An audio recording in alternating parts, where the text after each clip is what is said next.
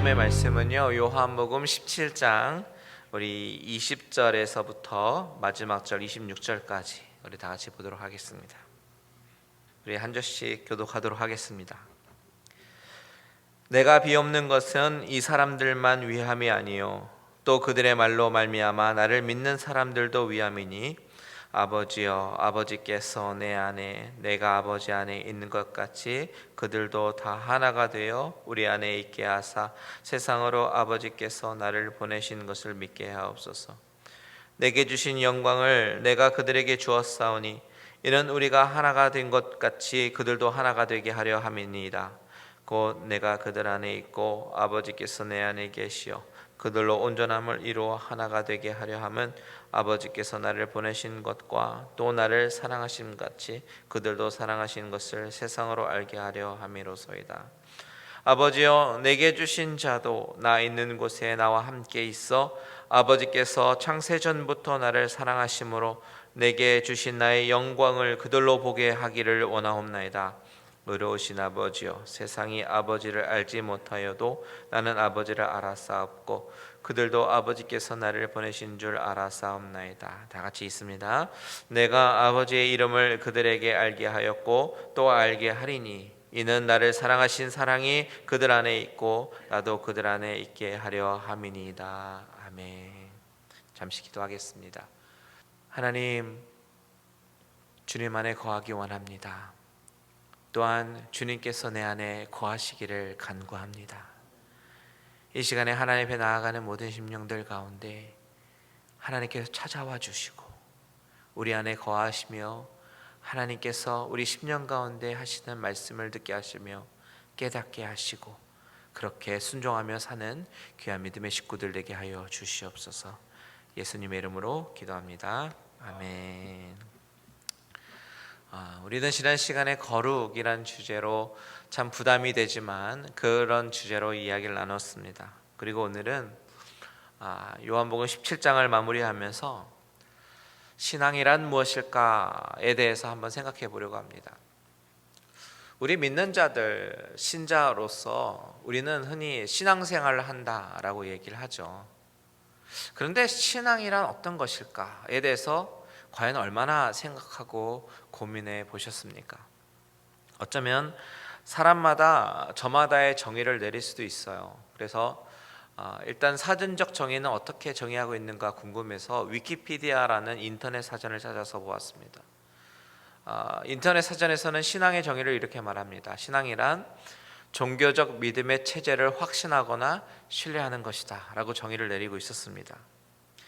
이것은 기독교 사전도 아니고 그저 객관적 시각, 세상의 시각으로 바라보는 신앙의 정의이죠. 여러분은 신앙이 무엇이라고 생각하십니까? 각자 나름대로의 정의를 내릴 수 있겠지만 저는 그 정의를 오늘 성경 본문의 근거로 찾아보고 싶습니다. 신앙이 무엇인가? 오늘 저와 여러분이 읽은 본문의 시작은 20절은 주님께서 뭐라고 말씀하시냐면 내가 비옵는 것은 이 사람들만 위한 것이 아니요 또 그들의 말로 말미암아 나를 믿는 사람들도 위함이니 라고 말씀하십니다. 자, 주님은 17장을 시작하시면서 자신을 위해서 먼저 기도하셨어요. 그리고 그 이후에 자신에게 주신 사람들, 제자들을 위해서 기도하셨습니다. 그리고 오늘 본문에서부터는 이제 그 기도의 범위를 좀 한층 넓혀서 이제는 그 제자들의 말로 주님을 믿게 된 사람들을 위해서 기도하신다라는 사실을 20절을 통해서 말씀하고 있습니다. 그런데 이 20절에서 저의 눈을 사로잡는 단어들이 있습니다.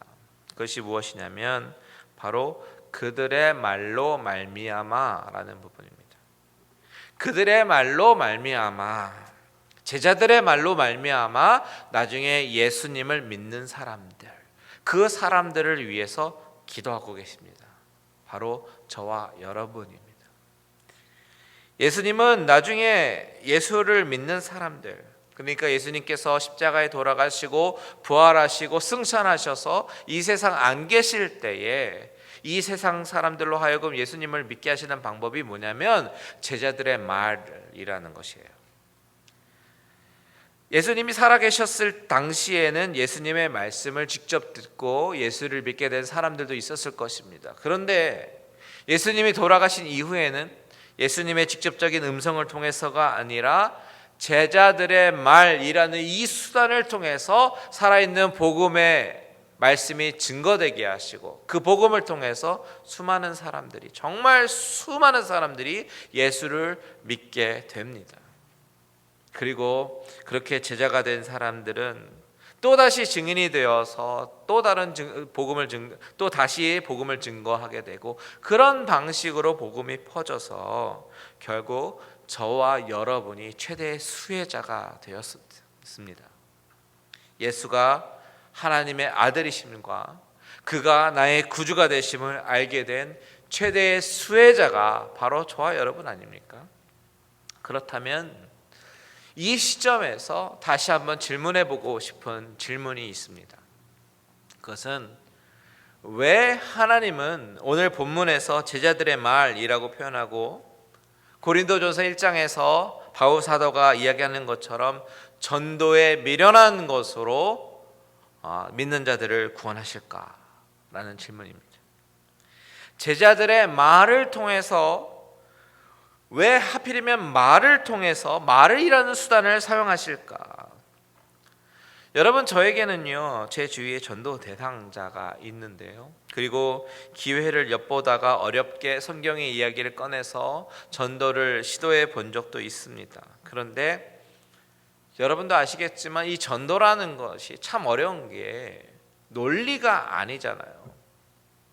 저의 전도 대상자 중에 한 분은 성경을 아주 박식하게 알고 계십니다. 그러면서 기독교의 역사, 이스라엘의 역사까지 들먹이면서 이건 이래서 말이 안 되고 저건 저래서 말이 안 되고 조목조목 따지려고 합니다. 성경의 난제까지 들먹입니다. 성경을 불신앙의 눈으로 이성적으로 접근하면 말이 안 되는 게 한두 가지가 아니에요.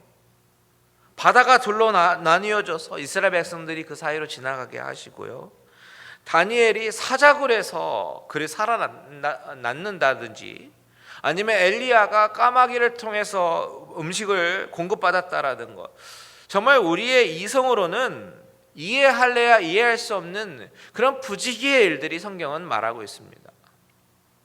그런데 예수를 믿게 된 사람들은 이 모든 것들이 사실로 이해가 되고 믿어지잖아요. 어떻게 그럴 수 있습니까? 맹신이라서 그렇습니까? 광신이라서 그렇습니까? 아니요. 우리가 믿는 하나님이 천지를 창조하시고 나를 지으셨다라는 그 사실이 하나님의 은혜로 말미암아 믿어지는 그 순간부터는 어떻게 보입니까? 하나님이시기 때문에, 전능하신 신 하나님이시기 때문에 이 불가능한 것처럼 보이는 모든 일들이 그분에게는 가능하다라는 것을 알게 되고 이해하게 되고 마음속으로 믿어지게 되는 것입니다. 이것은 구원의 은총, 선물 이라는 단어밖에는 설명이 안 돼요. 그래서 믿어지는 게 은혜라는 것입니다. 어떤 사람에게는 십자가의 도가 미련한 것이지만 어떤 사람에게는 하나님의 능력이 된다라고 바울이 이야기하잖아요. 이것이 진짜 미스테리 중에 미스테리죠.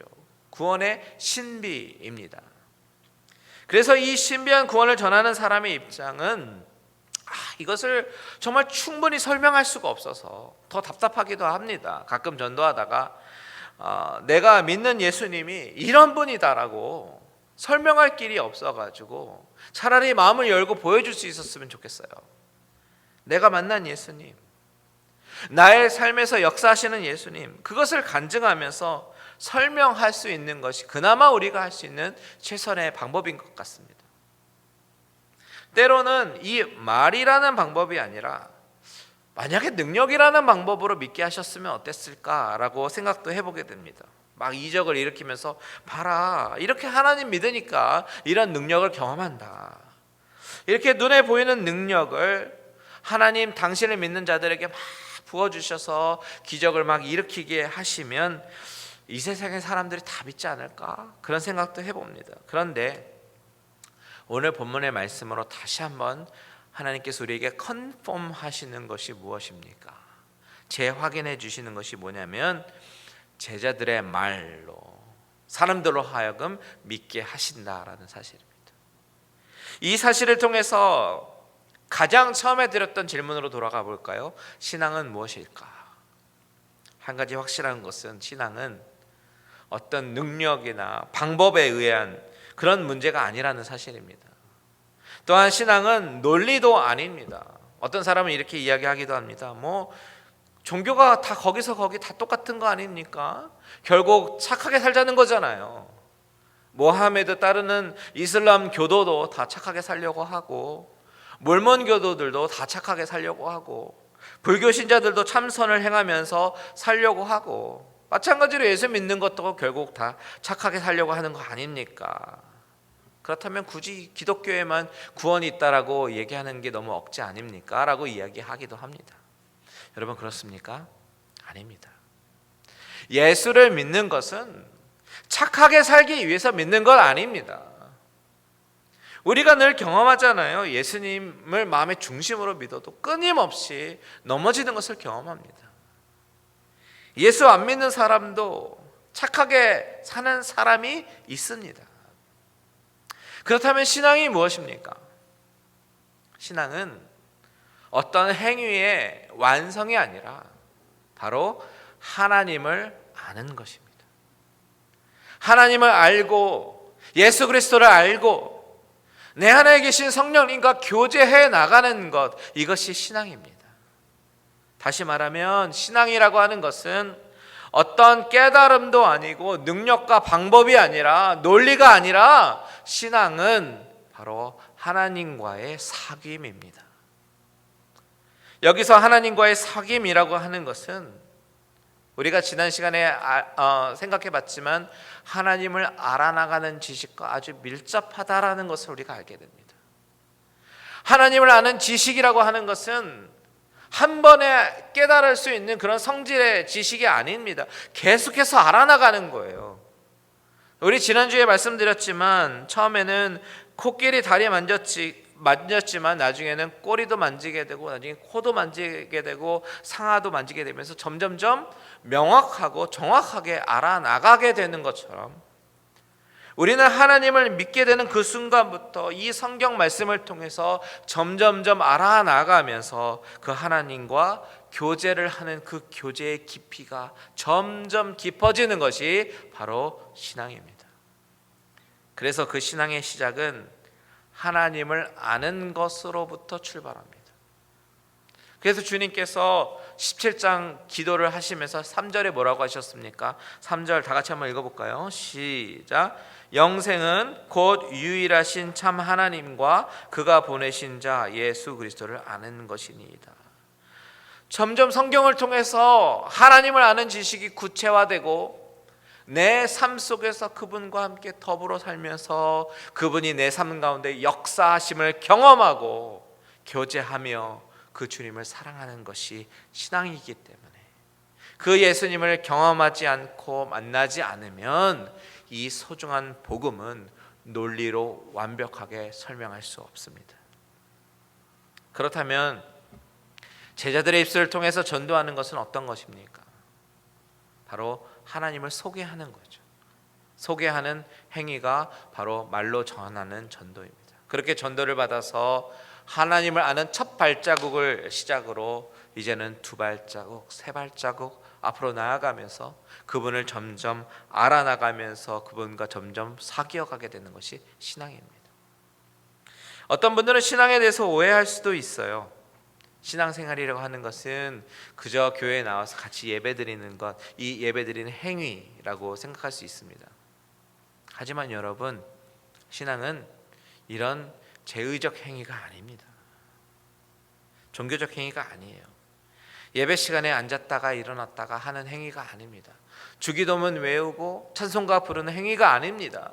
하나님을 알아나가면서 내 삶에서 그분을 경험하는 것이 바로 신앙이에요.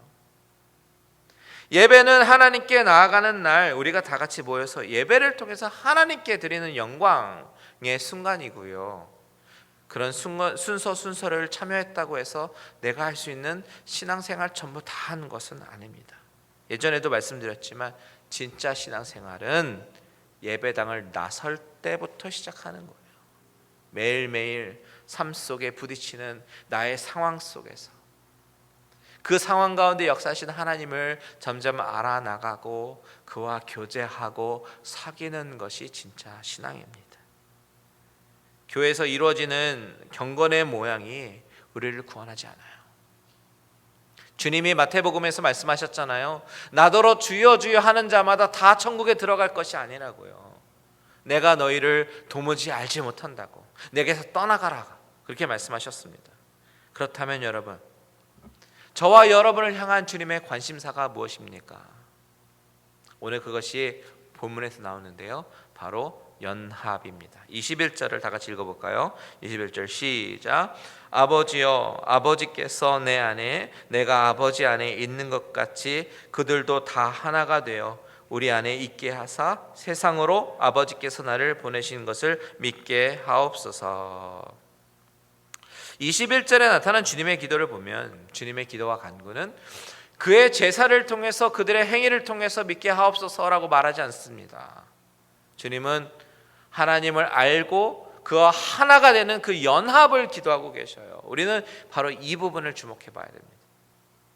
이 기도가 결국 주님이 17장에서 하고 계신 모든 기도의 궁극적인 간구입니다. 하나님 아버지와 예수 그리스도가 서로 그 안에서 거하시면서 연합이 되어서 하나가 된 것처럼 주님은 세상에 믿게 되는 모든 자들로 하여금, 신자들로 하여금 그들도 또한 하나가 돼서 우리 안에 있게 해달라고 기도하십니다. 성부 하나님, 성자 예수님, 성령 하나님의 그 관계 안으로 들어가게 해달라고 기도하시는 거예요. 하나님과의 연합이 주님이 마지막으로 하나님께 기도하는 기도 제목입니다. 우리가 포도나무 가지 비유 말씀드릴 때 생각해 보았는데요, 거함이라는 주제로 말씀을 나눴었는데, 하나님 안에 거하고 그로 말미암아 하나님의 연합이 되는 것이 바로 가지가 죽지 않고 살아나가는 방법이고, 바로 가지가 열매를 맺는 방법입니다. 이것이 기독교 신앙에 있어서 아주 중요한 원리입니다.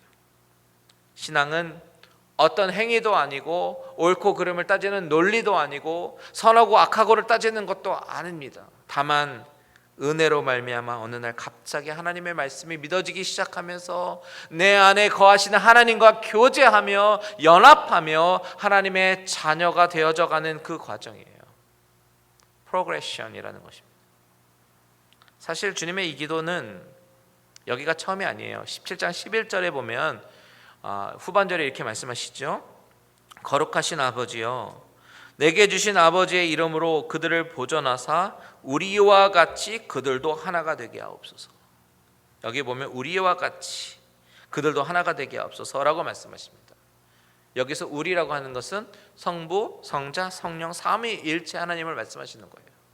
삼위일체, 일체이신 하나님의 연합처럼 저들도 이 세상에 있을 동안에 하나가 되게 해달라고 주님은 기도하십니다. 여기서 저들이 하나가 된다라고 하는 것은요, 사실 이중적 의미가 가지고 있는데, 첫 번째는 저들이 하나님과의 연합을 이루어 주십시오라는 것과, 두 번째는 저들끼리 성도들 간의 연합을 의미하는 것입니다. 이 기도는 21절 보면 아버지께서 내 안에 내가 아버지 안에 있는 것 같이 그들도 다 하나가 되어 우리 안에 있게 하사, 22절에 내게 주신 영광을 내가 그들에게 주었사오니 이는 우리가 하나가 된 것 같이 그들도 하나가 되게 하려 함이니라. 23절 보시면 내가 그들 안에 있고 아버지께서 내 안에 계시어 그들로 온전함을 이루어 하나가 되게 하려 함은, 그리고 마지막 26절에 보니까요, 나를 사랑하신 사랑이 그들 안에 있고 나도 그들 안에 있게 하려 함이니이다. 너무나 많은 반복을 통해서 연합을 위한 기도를 드리고 계셔요. 이 연합의 기도는 17장 전체에 있어서 아주 중요한 주제이기 때문입니다. 주님은 이제 곧 십자가를 지시고 떠나시게 되시는데, 주님의 가장 큰 컨선, 기도 제목은 우리가 주 안에 거하게 하시고 또한 그 거함처럼 성도 간에 서로 하나가 되는 것입니다. 여러분, 이것이 왜 중요하냐면 이것이 바로 십자가의 완성이기 때문입니다. 다시 한번 질문합니다. 신앙이 무엇인가? 여기서 또 발견하는 것은, 신앙이라고 하는 것은 십자가의 완성이라고 하는 것이에요. 하나님과 우리와의 막힌 담이 허물어지고 죄인의 신분에서 벗어나 하나님 안에 거하는 자녀의 신분으로 바뀌게 되는 것이, 이것이 십자가의 세로의 모습이라면, 가로의 모습은 형제 자매와의 연합과 사랑의 모습이 바로 주님이 원하시는 성도의 모습, 교회의 모습이라는 것입니다. 주님이 십자가에서 돌아가시는 것은 하나님과 나와의 관계 회복만을 위해서가 아니에요. 주님은 내 형제가 어떻든 나만 잘 믿으면 된다라고 말씀하지 않으십니다. 내가 아무리 성경 10독하고 20독하고 주님과 관계가 깊어도 형제 자매와의 연합이 없으면 그것은 완성된 십자가가 아닙니다. 만일 형제 자매와의 연합이 필요 없다면 하나님 왜 굳이 교회라는 단체를 만드셨을까요? 각자 집에서 성경 읽고 기도하고 신앙생활하면 되지, 왜 굳이 같이 모여서 예배를 드리고 교제를 나누게 하시겠습니까? 여러분, 신앙은 십자가의 완성입니다. 하나님과의 연합, 그리고 성도 간의 연합이에요. 그런데 오늘 본문을 보면 하나님이 이 연합을 통해서 이루고자 하는 목적들이 있음을 우리가 발견하게 되는데요, 그것이 뭐냐면 첫 번째, 이 연합의 모습을 통해서 주님은 세상으로 하여금 세상 사람들이 보기 원하고 깨닫기 원하는 것이 있었기 때문입니다. 그것이 뭐냐면 바로 하나님의 사랑이에요. 예수님이 바로 하나님의 아들이시다라는 사실과 하나님이 자기의 독생자를 세상에 보내신 것은 바로 세상을 사랑하시기 때문임을 알게 하시고 보여주시기 원하셨기 때문입니다. 이것이 23절에 나와요. 23절 우리 다 같이 읽겠습니다. 시작. 곧 내가 그들 안에 있고 아버지께서 내 안에 계시어 그들로 온전함을 이루어 하나가 되게 하려 함은 아버지께서 나를 보내신 것과 또 나를 사랑하심 같이 그들도 사랑하신 것을 세상으로 알게 하려 함이로소이다. 여기 보면 온전함을 이루어 하나가 되게 하신 이유, 바로 아버지가 주님을 사랑하신 것처럼 아버지가 그들도 사랑하신다라는 사실을 이 연합의 모습을 통해서 세상으로 알게 하신다라는 사실입니다. 여러분, 성도가 하나님과 연합하고 성도 간에 연합하면서 사랑하는 것은 그 모습을 통해서 하나님이 얼마나 이 세상을 사랑하시는지 보여주는 방법이다라고 말씀하시는 것입니다. 두 번째로, 하나님은 이 연합의 모습과 영광의 모습과 관련이 있다고 말씀하셔요. 영광과 연합, 이것이 서로 관계가 있다고. 22절 한번 보십시오. 같이 있습니다. 시작. 내게 주신 영광을 내가 그들에게 주었사오니 이는 우리가 하나 된 것 같이 그들도 하나가 되게 하려 함이니이다. 보세요. 주신 영광을 이라고 얘기합니다. 24절도 한번 보십시오. 시작. 아버지여, 내게 주신 자도 나 있는 곳에 나와 함께 있어 아버지께서 창세전부터 나를 사랑하심으로 내게 주신 나의 영광을 그들로 보게 하기를 원하옵나이다. 여러분, 주님은 십자가를 지시기 전에 마지막으로 하나님께 기도하시면서 자신의 십자가 완성을 위해서 나아가십니다. 그 십자가의 완성은 제자들의 말로 시작해서 복음을 듣고 신자가 된 우리가 어떻게 살아야 할지에 대해서 힌트를 줍니다. 그것이 뭐냐면, 신앙이라고 하는 것은 어떤 맹목적인 맹신도 예배의 순서도 아니고 하나님을 매일매일 나의 삶 가운데 말씀을 통해서, 기도를 통해서 알아나가면서 깊은 교제를 나누면서 하나님과 연합을 이루는 삶이다라고 말씀하십니다. 그런데 거기서 또 그치는 것이 아니라 하나님 안에 거하며 하나님과의 연합을 이루는 것처럼 형제자매와의 연합을 이루는 것임을 주님은 말씀하십니다. 그것이 바로 하나님의 사랑을 드러내는 방법이고 하나님의 영광을 드러내는 방법이라는 것이에요. 여러분, 저는 이 말씀을 나누면서 저와 여러분 가운데 이 하나님과의 연합과 성도 간의 연합을 이루어가는 그 열망이 날마다 날마다 더욱더 깊어지기를 소원합니다. 하나님을 알아나가는 열망은 말씀과 기도를 통해서 우리로 하여금 하나님을 더욱더 알아나가게 할 것이고요, 그것을 통해서 우리는 주님과 더욱 깊은 교제를 통해서 주 안에 거하는 기쁨을 누리게 될 것입니다. 세상이 나를 아무리 혼란스럽게 만들고 괴롭게 만들고 고민하게 만들어도 내가 주 안에 거한다면 세상에 알 수 없는 기쁨이 나의 삶을 채울 것이고, 내가 얼마나 하나님으로부터 사랑받는 존재인지 알게 될 것이에요. 신앙은 그런 생활 가운데 누리는 하나님과의 연합, 그리고 형제 자매와의 연합임을 꼭 기억하시기 바랍니다. 그것을 통해서 하나님의 영광을 받으실 것이고 하나님의 일을 이루어 나가실 것입니다. 오늘 이 말씀을 기억하시면서 하나님을 알아나가는 기쁨, 주님과 연합되는 그 행복, 성도 간에 하나 되는 그 기쁨이 저와 여러분의 삶 가운데 넘쳐서요, 하나님이 꿈꾸시고 보시기 원하시는 그런 갈릴리 은혜교회 모든 성도들이 되시기를 주님의 이름으로 축원드립니다. 아멘. 다 같이 찬양하고 기도합니다. 주 안에 있는 나에게 딴 근심 있으랴. 주 안에 있으면 아무 걱정도 근심도 없습니다. 우리 이 시간에 찬양하고 기도합니다.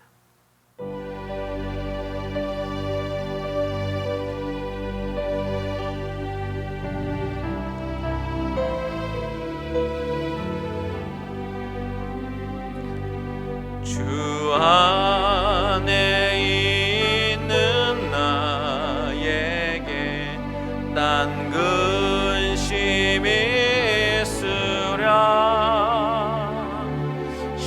십자가 밑에 나아가 내 짐을 풀었네. 주님을 찬송하면서 할렐루야 할렐루야.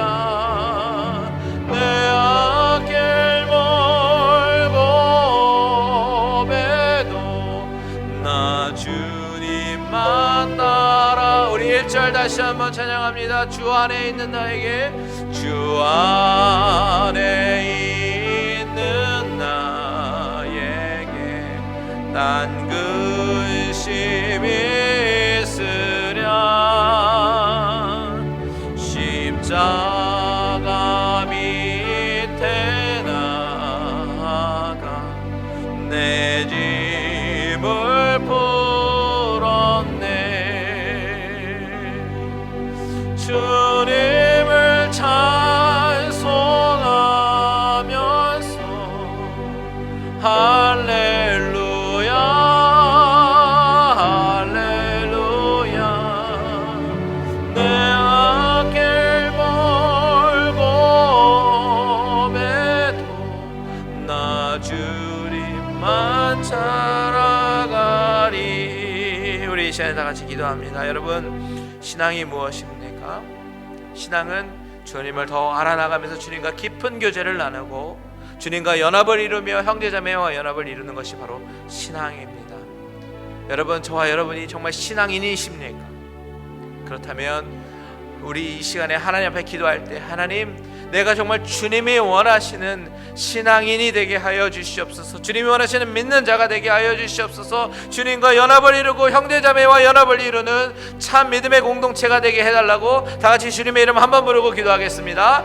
주여, 하나님 아버지, 내가 정말 주님이 원하시는 신앙인이 되기를 원합니다. 아버지 하나님, 주님을 더욱더 알아나가기를 원하고 주님과 연합하며 주님과 동거하며 아버지 하나님, 정말 하나님을, 아버지 하나님과 깊은 교제에 아버지 그 기쁨이 항상 우리의 삶에 충만히 넘치게 하여 주시옵소서. 우리의 삶이 어렵고 힘들고 낭만케 되어도 하나님과 깊은 교제를 통해서 누려지는 그 기쁨이 나의 삶을 덮게 하시고, 또한 아버지는 그뿐만 아니라 내 주위에 있는 형제 자매들, 아버지 아버지 하나님 사랑하며 섬기며 아버지 사랑으로 연합이 되고 하나가 되어져가는 그 십자가의 완성을 이루어 나가는 우리들의 모습이 되게 하여 주시옵소서. 하나님 우리를 붙잡아 주시고 아버지 우리의 힘으로는 부족하지만 아버지들 주님께서 붙잡아 주셔서 주님과 연합과 아버지 형제자매 연합을 이루며 나아가는 귀한 믿음의 식구들이 되어질 수 있도록 주님 인도하여 주시옵소서. 하나님, 우리 하나님께서 나를 사랑하여 주셔서 십자가에 못 박혀 돌아가셨는데 하나님, 내가 그 십자가의 사랑을 기억하면서 신자로서 마땅히 해야 할 주님 사랑과 이웃 사랑하며 나아갈 수 있는 우리들의 모습 되게 하여 주시옵소서. 날마다 주님을 알아나가며 주님과 연합을 이루며 또한 형제자매와 연합을 이루며 정말 신앙을 참 신앙인의 모습으로 나아가는 우리들의 모습이 될 수 있도록 주님 인도하여 주시옵소서. 우리 갈릴리 은혜교회가 그런 교회, 그런 공동체, 그런 신앙의 공동체가 될 수 있도록 주님 인도하여 주시옵소서. 이제는 우리 주 예수 그리스도의 은혜와 하나님 아버지의 지극하신 사랑하심과 성령님의 감화감동 위로 교통 충만케 하신 은혜가 하나님이 원하시는 신앙인의 모습으로 나아가기를 소원하며 주님과 더욱더 깊은 교제 연합을 이루고 또한 형제자매와 연합을 이루며 하나님의 영광을 드러내기를 원하는 모든 심령들과 가정들과 하시는 모든 일들 위에 이제로부터 영원토록 함께 계실지어다. 아멘.